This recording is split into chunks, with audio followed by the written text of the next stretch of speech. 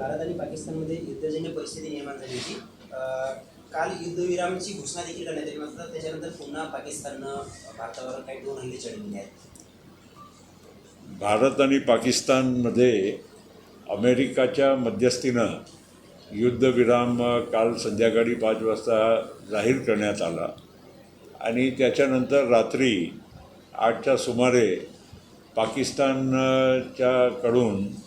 अनेक ड्रोनचे हल्ले आपल्या सीमेवर झाले. जम्मू असो, पठाणकोट असो, जैसलमेर असो आणि भुजपर्यंत. आणि त्यामुळे भारतीय सेनानी शौर्य दाखवून ते सगळे ड्रोन आपल्या धर्तीमध्ये पडण्याअगोदर ते पाडून दाखवले. ते त्यांच्या शौर्य आहे. आता खऱ्या अर्थानं पाकिस्तानी युद्धविराम जर करायचं असेल तर हे सगळं थांबवलं पाहिजे. काल रात्री तसा सूचक इशारा आपल्या भारताच्या वतीनं आपले परराष्ट्रीय सचिव यांनी दिलेला आहे. आणि आजच्या दिवस आपण बघू.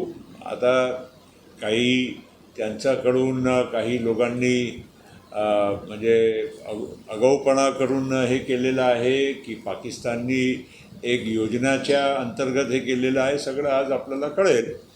पण भारत पहिल्या दिवसापासून अतिशय स्पष्ट भूमिका आपली होती की आमची लढाई पाकिस्तानच्या सामान्य नागरिकच्या विरोधात नाही. आमची लढाई जी आहे हे आतंक त्याच्या विरोधात आहे.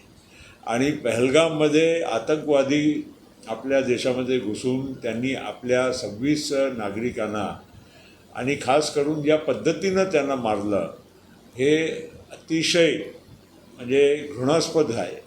आणि म्हणून भारताने एक कठोर भूमिका पाकिस्तानच्या आतंकवादाच्या विरोधात घेतली.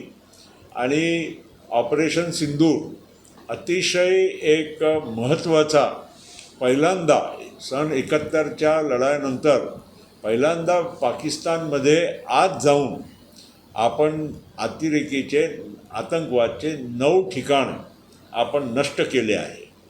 त्याच्यानंतर पाकिस्ताननी खूप सारे ड्रोन पाठवून हमला करायचा प्रयत्न केला. ते काही सफल झाले नाही. उलट भारतीय सेनानी पाकिस्तानमध्ये खूप आत जाऊन म्हणजे सीमेच्या 150-200 किलोमीटरपर्यंत जाऊन तिथल्या अनेक त्यांचे हवाई अड्डे जे आहे जिथे मिलिटरी बेस ज्याला म्हणतात त्याला खूप सारा नुकसान करण्याचं काम आपली भारतीय सेनानी आपले वायुसेनानी सफलतापूर्वक केलं. आणि त्यामुळे अमेरिकाची मध्यस्थी हे होणं स्वाभाविक होता. कारण आपण ही खूपच शक्तिशाली आपण राष्ट्र आहो. पण पाकिस्तान काही नाजूक क्षणी घाबरून काय न्यूक्लिअर आणि बाकीच्या काही असा काही परमाणू शक्तीचा वापर करू नये म्हणून अनेक राष्ट्रांनी अमेरिकासह सौदी अरेबिया असो, इराण असो, त्या सगळ्या राष्ट्रांनी संयम बाळगण्याची आपल्या सगळ्यांना विनंती केली आहे. भारत एक जबाबदार राष्ट्र आहे. आपल्याला गमवायचा खूप सारा आहे. पाकिस्तानला गमवायला काहीच नाही. कारण शेवटी तो फेल्ड राज्य आहे, देश आहे.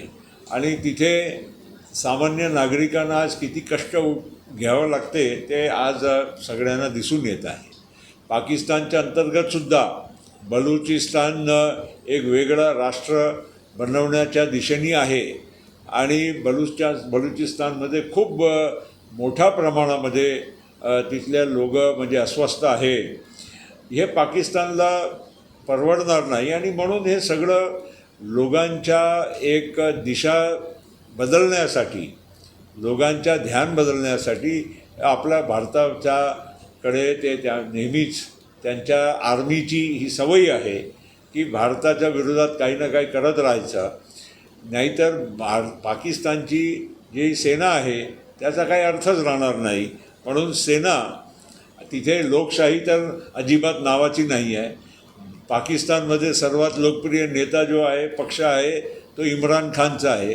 त्याला तुरुंगात टाकलेला आहे. आणि जे इलेक्शनमध्ये जिंकले नाही, शहबाज शरीफ, त्यांना आज देशाचा प्राईम मिनिस्टर केला आहे. त्यामुळे हे एकदम सिद्ध होत आहे की पाकिस्तान आर्मीच्या माध्यमातूनच चालवला जातो. आणि तिथला जो जनरल आहे मुनीर तो एकदम म्हणजे अतिरेकीला मदत करणारा माणूस आहे. त्या हिशोबाने भारताने पण जबाबदारीनं वागणं गरजेचं होतं. आपण त्यांनी जे काही उपक्रम आपल्या देशामध्ये येऊन केलं त्याला आपण चांगलं उत्तर देण्याचं काम केलं आहे. अनेक आतंकवादी ठार झाले. मसूद अझहरसारखा प्रख्यात जे आतंकवादी आहे त्यांच्या अनेक कुटुंबाशांना आपल्या हल्ल्यामुळे म्हणजे ते आपण मारू शकलो, ही अतिशय महत्त्वाची बाब आहे. आणि म्हणून भारत पहिल्या दिवसापासून एक संयमी भूमिका की आम्ही हल्लाही करतो पण आम्हाला सामान्य नागरिकांना मारायचं नाही आहे. पाकिस्तानच्या व्यक्तिगत कुठल्याही माणसाशी आमच्या वैर नाही. ह्या देशाकडून जे आमच्या देशामध्ये जे आतंक फैलवण्याचं काम होत आहे त्याला आम्हाला मुकाबला करायचा आहे. याच्यावर संजय राऊत म्हणतात